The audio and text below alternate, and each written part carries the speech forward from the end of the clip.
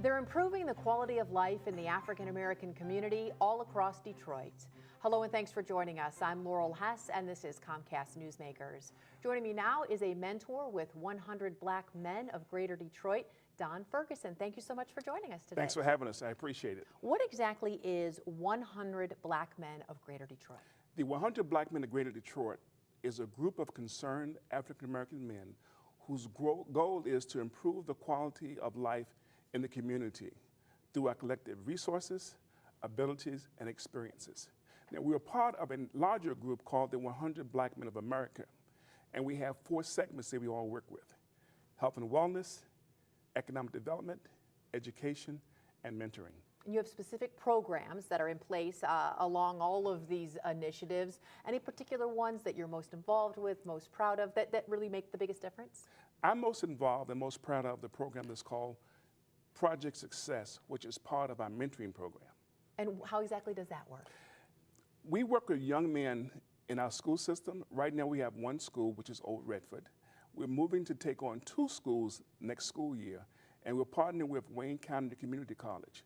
But we have these young men 36 weekends out of the year, and we talk about the educational piece, we talk about tutoring, we do SAT testings, we talk about how to tie a tie, how to dine for a meal. There are things that we cover to help these young men understand the facts of life. So just life skills, basic life skills that for one reason or another they're not getting in their own daily lives. The mentors like you step in. You've been mentoring for 30 years? For 30 years, yes.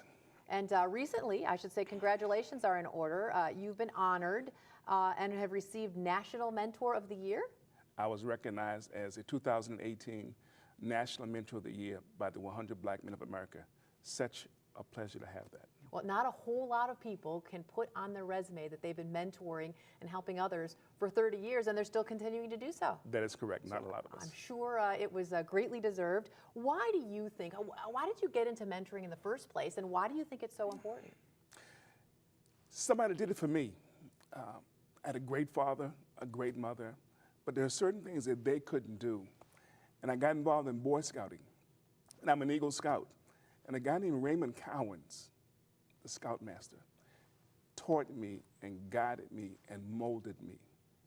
It was mentoring before the word mentoring existed.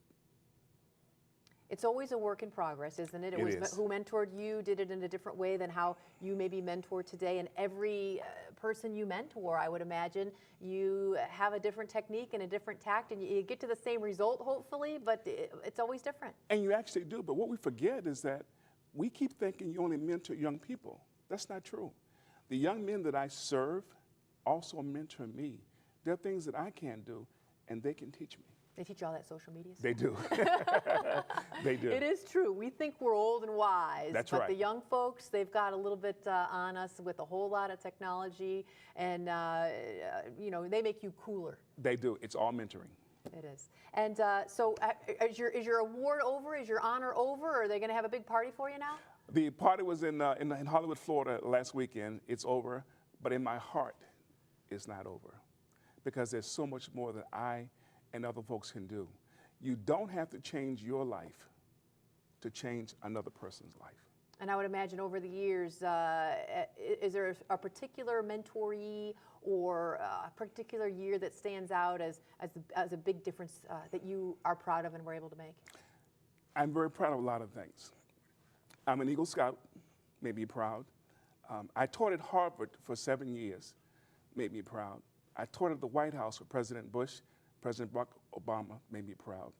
But the proudest thing in the world, because I travel so much, I've been married to the most beautiful woman in the world for 39 years. And I'm proud that she stayed with me through all of this. You got a lot to be proud of. Thank you so much for joining us today and for doing all that you do. Thank you, ma'am. I appreciate it. For more information, you can visit 100blackmendetroit.org. For more great conversations with leaders in your community and around the nation, visit ComcastNewsmakers.com.